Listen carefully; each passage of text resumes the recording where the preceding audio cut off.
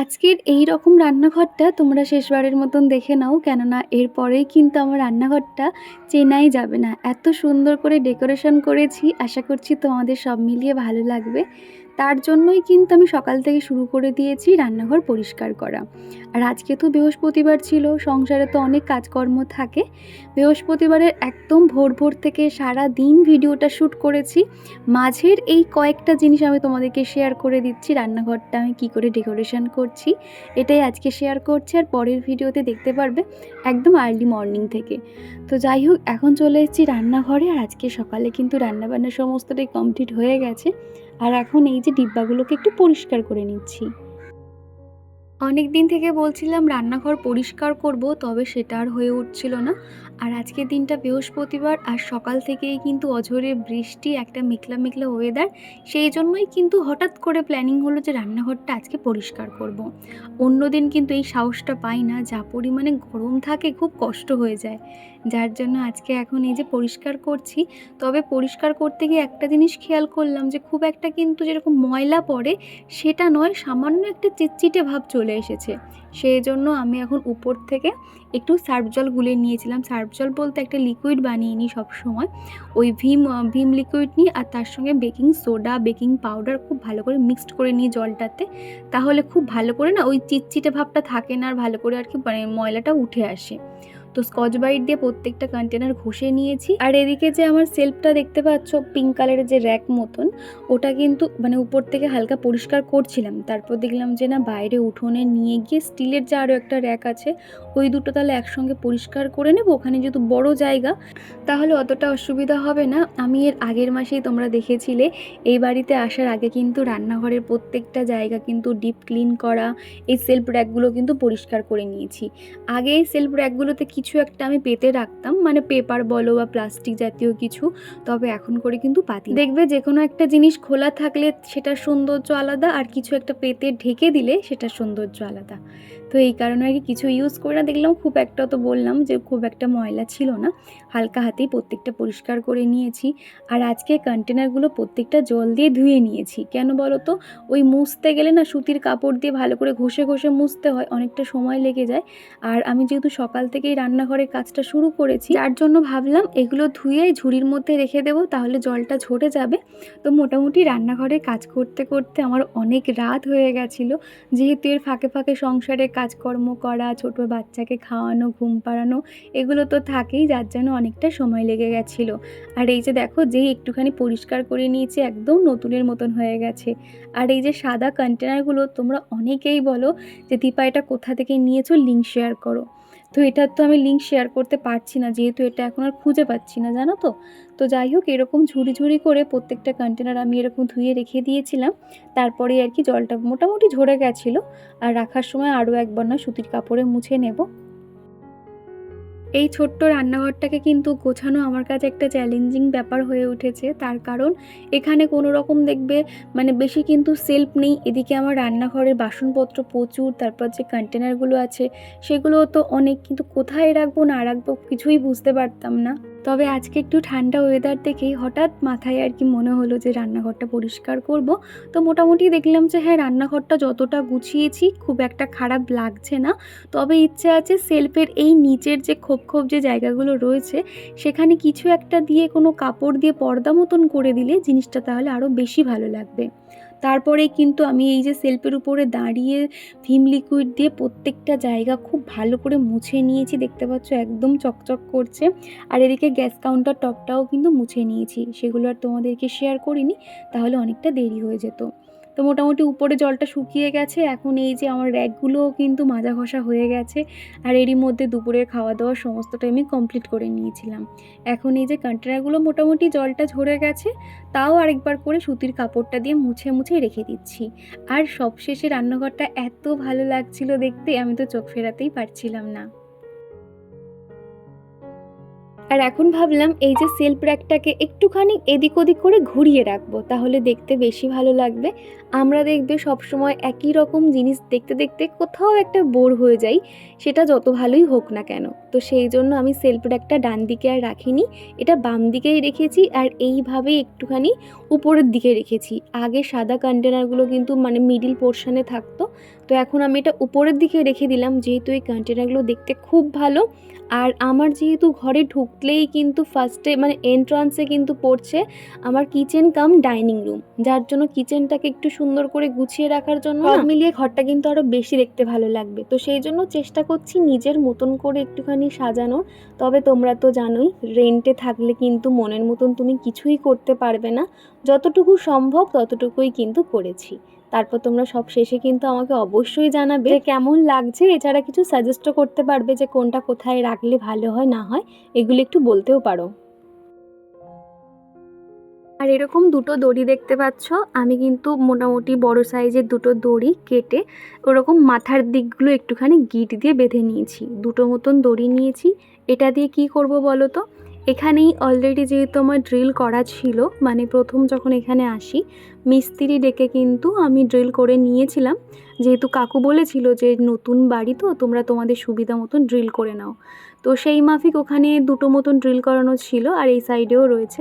তো ভাবলাম এটা যেহেতু শক্তপোক্ত একটা জায়গা, মানে ড্রিল করা রয়েছে, তো দু একটা ওই সসপ্যান কিংবা তাওয়া ওখানে আমি হ্যাং করে রাখতাম। আর ওখান থেকেই এরকম একটা র্যাক সিস্টেমটা করলাম, তাহলে কি হবে ছোট ছোট জিনিস দিয়ে কিন্তু এই জায়গাটা আমি গুছিয়ে রাখতে পারবো, দেখতেও ভালো লাগবে। আর এটা যেহেতু নতুন বাড়ি, এখানে সবেই কাজকর্ম সমস্তটাই হয়েছে, ঘরের পেছনের দিকে ভালো ভালো খুব সুন্দর সুন্দর পাথর কাটা কিংবা এরকম যে টাইলসের মানে পিস করা না অনেকগুলো রয়েছে, ছোট বড় মাঝারি যেমন লাগবে তোমার। তো তার মধ্যে থেকে আমি এরকম একটা সরু একদম হালকা একটা টাইলসটা নিয়ে এসেছি, তো সেটা দিয়েই র্যাক বানিয়ে নিয়েছি। আর সিঙ্ক এরিয়াতে যা যা লাগে আর কি, যেমন ধরো ভিম লিকুইড, সাবান, স্কচ ব্রাইট ওইখানটাতেই রেখেছি, তাহলে নিচের জায়গাটা অন্তত মানে ঘষা মাজা করতে সুবিধা হবে, তখন আমাকে আর সরিয়ে সরিয়ে পরিষ্কার করতে হবে না। তো মোটামুটি উপরের কাজটা আমি কমপ্লিট করে নিয়েছি। আর তারপর এখন চলে এসেছি নিচের এই দিকটাতে। এখানটাতে না সমস্ত আমাদের যে মুদিখানার যে বাজার বালতিগুলো এখানেই রাখা হয়।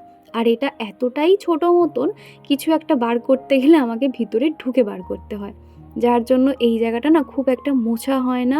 বুঝতেই তো পারো এত ভারী ভারী বালতি না, সব সময় ওই সরিয়ে যে ঝাড় দেবো কিংবা মোছামুছি করব এটা হয় না। তাও তো মোটামুটি আমি যখন সময় পাই একটুখানি পরিষ্কার করে নিই বলে অতটা নোংরা অবস্থায় ছিল না। তো আমি হাত বাড়িয়ে প্রত্যেকটা জায়গা ভালো করে মুছে নিয়েছি। আর এখন এই যে মুদিখানার যে বালতিগুলো রয়েছে সেগুলো উপর থেকে একটু ধুলো পড়েছিল, সেগুলোও মুছে গুছিয়ে নিয়েছি। আর মাসের শুরু হলেও আমাদের এখনও পর্যন্ত মুদিখানার বাজার আসেনি, তো তার আগেই ভাবলাম রান্নাঘরটা যদি একটু গোছানো থাকে, আর তখন সমস্ত জিনিসগুলো এসে গেলে যখন কন্টেনারগুলো পুরো রিফিল করা থাকবে তাহলে দেখতে আরও বেশি ভালো লাগবে। তো সেই জন্যই দেখো এই সাইডটা আগে মুছে যেটা যেখানে থাকে সেটা সেইভাবেই রেখে দিয়েছি। আর ছোট আমার যে একটা এগ বয়লার ছিল মেশিন, সেটা যেহেতু প্রায় সময় লাগে, যার জন্য ওই যে ছোট্ট মতন বক্সের মধ্যে ওই এগ বয়লারটাও রেখেছি। আর এই জায়গাটা দেখছো আমি মুছে মুছে নিয়েছি। তার ঠিক উপরের পোর্শনটাতে এখানের এই যে আমার যে সিঙ্ক লাগানো আছে, সিঙ্কের পাইপ গেছে, যার জন্য এই জায়গাটাও কিন্তু একটু ছোট মতন স্পেস। তবে এখানে খুব বড় বড় জিনিস কিন্তু রাখা যাবে না, এইটুকুটার মধ্যে না ছোট ছোট যেমন ধরো কাপ, প্লেট, বাটি এগুলোই রাখতে পারবো। তো সেই জন্য বেশি বড় কিছু আমি রাখতে পারছি না। মোটামুটি এখন এখান থেকে সমস্তটাই যেটা যেভাবে রেখেছিলাম আর কি সেগুলো সব বার করে নিচ্ছি। প্রথম যখন এসেছিলাম যেটা যেখানে পেরেছি রেখে দিয়েছি, কেননা বস্তাগুলো ফাঁকা না করতে পারলে কোনটা কোথায় আছে কিচ্ছু খুঁজে পাচ্ছিলাম না। তো সেই জন্যই যেটা যেরকম পেরেছিলাম রেখেছি। তবে এখন এই যে এগুলো সব নামিয়ে মোছামুছি করছি। আমার হাতে এই যে মানে হলুদ যে কাপড়টা দেখলে, মানে সেটা না পুরো কালো কুচকুচে হয়ে গেছিলো, এতটাই নোংরা। আর যেহেতু এই বাড়িটা যখন হয়েছিল কোনো রকম কিন্তু আমাকে কোনো ক্লিন করে দেয়নি, যেরকম অনেকে আছে না বাড়ি ঘরদোর একদম ধোয়া মোছা করে দেয়, এরকম কিন্তু দেয়নি। যার জন্য পুরো নতুন সবে পাথর বসানো, মানে বুঝতে পারছো অনেকটা নোংরা জমেছিল, পুরো না কালো পাঁকের মতন জল বাড়াচ্ছিল। আমি অনেকবার কাপড়টা ধুয়ে ধুয়ে এই জায়গাটা মুছে নিয়েছি। আর তারপরেই যে বাসনগুলো আমার খুব একটা লাগবে না বা যেগুলো আমার বা লোকজন এলে ব্যবহার হয়, সেগুলো সমস্তটা প্লাস্টিকে মুড়ে ভিতরের দিকে রেখে দিয়েছি। আর এই যে সিঙ্কের এই জায়গাটাও একটুখানি মুছে নিচ্ছি। এতদিন তোমরা রান্নাঘরটাকে যেভাবে দেখে এসেছো, মানে যেখানে আমি রান্নাঘরে দাঁড়াই পায়ের কাছে নিচে একদম না, ওখানে কোনো রকম ছোট সেলফ নেই, যার জন্য একটা পাথরের উপরে ছোট ছোট ওই কাপ প্লেট গ্লাসগুলো রাখতাম। তবে রান্নাঘরটা যখন গোছানোর পরে মোটামুটি ভালোই জায়গা ছিল, তো ওই জায়গাটাও কিন্তু ফাঁকা হয়ে গেছে। রান্নাঘরটা আগের থেকে অনেকটাই কিন্তু ফাঁকা ফাঁকা রেখেছি এবং একটা বুদ্ধি খাটিয়েছি, একটু পরে তোমরা দেখতে পাবে, যার জন্য অনেকটা কিন্তু স্পেস পেয়ে গেছি। আসলে যত ছোট জিনিস হোক না কেন, যদি আমরা একটু বুদ্ধি খাটিয়ে সেগুলোকে গুছিয়ে রাখতে পারি তাহলে দেখবে অনেক কিছু ধরে যাবে। এই সাইডের ভিতরের দিকে মোটামুটি ছোট বড় মাঝারি যে থালাগুলো হয় বা যখন লোকজন আসলে লাগে, সেগুলো একদম ভিতরের দিকে রেখে দিয়েছি। আর বড় একটা মিক্সার গ্রাইন্ডার, চপার, কেটলি, তারপর ডাল সিদ্ধ করার যে কোটো, এগুলো তো খুব একটা লাগে না, তবে ওই জন্য ভিতরটাতে রেখে দিয়েছি। আর আমি প্রত্যেকটা এমনভাবেই রেখেছি যাতে আমি তাকালেই দেখতে পারি যে কোনটা কোথায় আছে, যাতে আমাকে খোঁজাখুঁজি না করতে হয়। ঠিক সেইভাবেই আর কি গুছিয়ে নিয়েছি। আর এই কাপগুলো ভাবছি সামনের এই দিকটাতে রেখে দেব, তা না হলে চা খেতে হলে কি হয়, ওই নিচ থেকে নিচু হয়ে কাপগুলোকে বার করতে হয়, খুব অসুবিধা হয় জানো তো। যার জন্য ভাবছি কাপগুলোকে এখানে রাখবো। আর চিকু এমনিতেও দেখো, ছোট বাচ্চা থাকলে একটু টেনশন হয় যে সে হাত দেবে কিনা, তবে চিকুকে একবার বারণ করে দিলে ও কিন্তু এখানে আর হাতই দেবে না। তো সেই জন্য সাহস করে এখানে কাপগুলোকে সাজিয়ে রাখছি ধারে। তবে এখানে আসার পর থেকে যে জিনিসটা আমি একদমই সহ্য করতে পারি না, একদম পছন্দ করি না, সেটাই কিন্তু ঘটেছে। কি জানো তো, আমি ওই আরশোলা বা মাকড়সা, টিকটিকি এগুলো একদম পছন্দ করি না, কিন্তু এখানে আমি না চাইতেও 1 মাসের মধ্যে দেখতে পাচ্ছি আরশোলা হয়ে গেছে। আসলে পেছনেই যেহেতু বাগান আছে, যখন ঘরে লাইট জ্বলে না, আরশোলাগুলো উড়ে উড়ে ঢুকতে থাকে।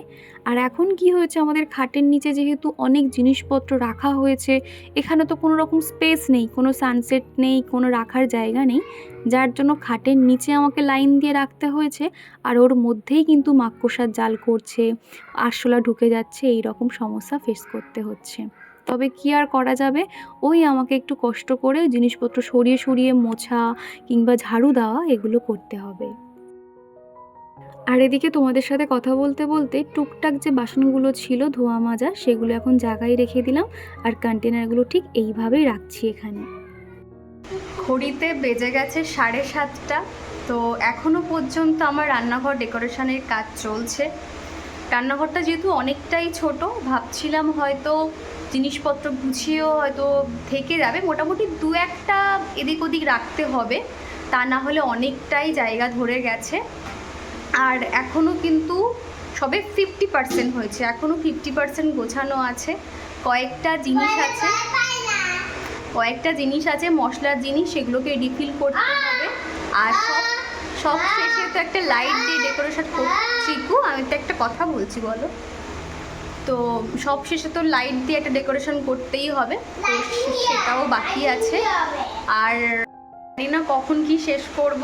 তো চলো মোটামুটি এখন অবস্থাটা তোমাদেরকে দেখাই, তারপর নয় একটু একটু করে সমস্তটা শেয়ার করছি। তো চলো তোমরা ভিডিওটা দেখতে থাকো। নিচটা এরকম হয়ে আছে, যে প্যাকেটগুলো আমার মানে ওই যে টুকটাক যে মশলার প্যাকেট, সেইগুলো আর কি এই জায়গাটা ছড়িয়ে রয়েছে। আর এই যে ছোট ছোট যে স্পুনগুলো দেখতে পাচ্ছ, এগুলো সমস্তটা না ধুয়ে আমি একটা কন্টেনারের মধ্যে রেখে দেব। আর এই সাইডটা এই যে কাঁচের বোলগুলোকে বার করেছি, এগুলো মানে কিছু একটা জিনিস রেখে রিফিল করব। আর যেগুলো এই কালারিং 2-1টা, এগুলো ভাবছি বাদ দিয়ে দেবো, যেমন ধরো এইটাগুলো সব বাদ দিয়ে দেবো। আর মশলাপাতি যেগুলো ঢালার মানে আছে, সেগুলোকে ঢালবো। আর এটাতে সাদা তেল ঢালতে হবে, সর্ষের তেল ঢালতে হবে। আর মোটামুটি আর এদিকে দেখো বেসিনে যেগুলো মাঝামাঝি বাদ দেওয়ার আছে, ঝুড়ি টুড়ি এইগুলো। তো চলো এগুলো এখন ঠিকঠাক করে রাখি। আর এই যে ছোট ছোট স্পুনগুলো দেখতে পাচ্ছ, এগুলো কিন্তু খুব একটা লাগে না, তাও ওই যে রাখি, যখন যেটা প্রয়োজন পড়লো, হয়তো কেউ বাড়িতে এলো, একই কালারের স্পুনগুলো দিতে বেশ ভালো লাগে। তো এইগুলো না কাপের মধ্যেই ছিল, তবে প্রচণ্ড ধুলো পড়ে গেছিলো, যার জন্য সমস্ত স্টিলের যে ছোট ছোট চামচ বলো কিংবা প্লাস্টিকের, প্রত্যেকটা সার্ফ এখানে আর কি সার্ফ জল করে নিয়েছিলাম, নিয়ে ভালো করে ঘষে ঘষে আবার সিঙ্কের মধ্যে জল আটকে প্রত্যেকটা চামচ ভালো করে ধুয়ে নিয়েছি, নিয়ে ওগুলোকে এখন জল ঝরাতে দিয়েছি ঝুড়িতে। আর এখন এই যে কন্টেনারগুলো রিফিল করতে হবে সেগুলো আর কি সেরে নিচ্ছি। তা নাহলে ফাঁকা ওই কন্টেনারগুলো না দেখতে ঠিক ভালো লাগে না, যার জন্য এই কাজটা এখনই সেরে নিচ্ছি। আমার এই রান্নাঘরটাতে তোমরা অনেকে অনেক সুন্দর সুন্দর প্রশংসা করো, যেটা আমার খুব ভালো লাগে। কি জানো তো, সবসময় আমি একটা কথাই মনে করি যে আমি যেহেতু রেন্টে থাকি, তোমরা আমার যখন থেকে ভিডিও দেখা শুরু করেছো, আমি কিন্তু এই রেন্টে থেকেই ভিডিও শুরু করেছিলাম, একা আমার সমস্ত কাজকর্মগুলো শেয়ার করতাম। তবে বিশ্বাস করো, কখনো ভাবতে পারিনি যে এখানে এসে তোমাদের ভালোবাসা এত পাবো। তোমরা যে এত সুন্দর সুন্দর কমেন্ট করো, আমার না মন ভরে যায়। এইভাবেই তোমরা পাশে থেকো, আর আমি চেষ্টা করব সুন্দর সুন্দর ভিডিও তোমাদেরকে উপহার দেওয়ার। তবে হয়েছে হয়তো একটু দেরি হয়ে যাবে, তাও যদি তোমরা আমার পাশে থাকো এবং তোমরা সেই ভিডিওগুলো দেখো, কোথাও গিয়ে একটা মনোবল পাবো, হ্যাঁ লেট করলেও তোমরা আমার ভিডিওগুলো দেখেছো। সেইটাই আর কি সাহস নিয়ে আজকে একটু দেরিতে হলেও ভিডিওটা পোস্ট করেছি। তোমরা দেখেছিলে আমি রান্নাঘর ডেকোরেশনের জন্য ছোট ছোট কাঁচের বোলগুলো কিনেছিলাম, এত কিউট দেখতে। তো মোটামুটি স্টিলের যে সেলফ র্যাকটা রয়েছে ওখানেই আমি কাঁচের জারগুলো রেখেছি, একটু পরে তোমরা দেখতে পারবে। আমার যেহেতু কন্টেনার অনেক কিছুই রয়েছে, যার জন্য ওখানে কি রাখবো বুঝতে পারছিলাম না। যে কন্টেনারগুলো মোটামুটি ধরো একটু পুরাতন মতন, সেগুলোকে আজকে বাদ দিয়ে দিলাম, আর নতুন যে কাঁচের জারগুলো দেখেছো ওর মধ্যে রাখছি। এখন এই কদিন এইভাবে জারগুলোতে জিনিসপত্রগুলো থাক, তারপর মান্থলি বাজার এসে গেলে আমি ভাবছি আমার সমস্ত ড্রাই ফ্রুটগুলো ওই কাঁচের বোলটার মধ্যে রাখবো, তাহলে দেখতে আরও বেশি ভালো লাগবে। আর এই যে ছোট বক্সের মধ্যে সমস্ত গুঁড়ো মশলা বা ম্যাগি মশলা, যেগুলো টুকটাক রান্নার কাজে লাগে, চানা মশলা, সেগুলোই আর কি রেখেছি। তো মোটামুটি রান্নাঘরটা ঠিক এইভাবেই গুছিয়েছি, আর দেখতে ঠিক এমনই লাগছে। এখনও পর্যন্ত লাইটের ডেকোরেশনটা করা হয়নি, একটু পরেই লাইটটা লাগাবো, তা না হলে একটু ফাঁকা ফাঁকা লাগছিল। আর এই যে দেখতে পাচ্ছ সেলফটা করার পরে না অনেকটাই সুবিধা হয়েছে, অনেক কিছু রাখতে পারছি। আর নিচে এই যে সিঙ্কের নিচটা দেখতে ঠিক এমন লাগছে, আর এই সাইডে কন্টেনারগুলো এইভাবে রেখেছি যাতে একটা বার করতে গেলে অন্যটা হাত দিতে না হয়। আর এই সাইডটা এরকম দুটো রঙের যে বালতি দেখতে পাচ্ছ, এই বালতিগুলো না যখন এখানে এসেছিলাম অনেকগুলো বালতি এখানে ছিল, তো আমি জেঠুকে বলেছিলাম জেঠু যদি বালতিগুলো তোমাদের না লাগে তাহলে আমার জন্য দুটো রাখবে। তো জেঠু ওরকম আর কি 3টে বালতি এরকম রেখে গেছিলো। তো সেইগুলোর উপরে আমি একটা সেলফ রেখে ওইভাবে একটুখানি ডেকোরেশনটা করেছি বা জিনিসপত্র রেখেছি বলতে পারো। তারপরেই দেখো আমি অফ ক্যামেরাতে এরকম লাইটটা লাগিয়ে নিয়েছি, দেখতে কী যে ভালো লাগছে। প্লাস এই লাইটটা এতটাই বড় ছিল, এদিকে আমার যে বেসিন এরিয়াটা আছে সেই দিকেও কিন্তু লাইটটা খুব ভালো করে লাগানো হয়েছে। দেখো কত সুন্দর লাগছে না, এই যে একটা রাতের পরে বা সন্ধ্যের দিকে যে একটা ওয়ার্ম লাইটটা আমার খুব ভালো লাগে দেখতে। স্ট্রিপ লাইট ছিল তবে কিন্তু এতটা হতো না। আমি বোথ সাইড টেপ দিয়ে লাইটটা লাগিয়েছিলাম, তাও কিন্তু বারবার খুলে যাচ্ছিল। কি আঠা ব্যবহার করলে ভালো হয় একটু আমাকে সাজেস্ট করবে তো। এই সবে বসলাম, ঘড়িতে এখন 8:30 পৌনে 9টা মতন বেজে গেছে। পাখা চালিয়েছি, প্রচণ্ড গরম হচ্ছে। এবার স্নান টান করবো, তারপর ফ্রেশ হয়ে খেতে বসবো। সেই সকাল থেকে ঘরে 3বার ঝাঁট দিয়েছি, মানে কি বলবো, একটুও বসি না। কিন্তু আলটিমেট এই কষ্টগুলো না কেউ দেখতে পায় না।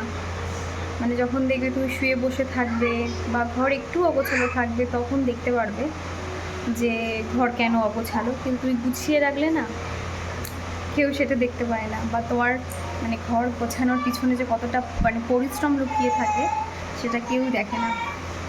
তো যাই হোক, চলো আগে ফ্রেশ হয়ে আসি, তারপর তোমাদের সঙ্গে কথা বলছি।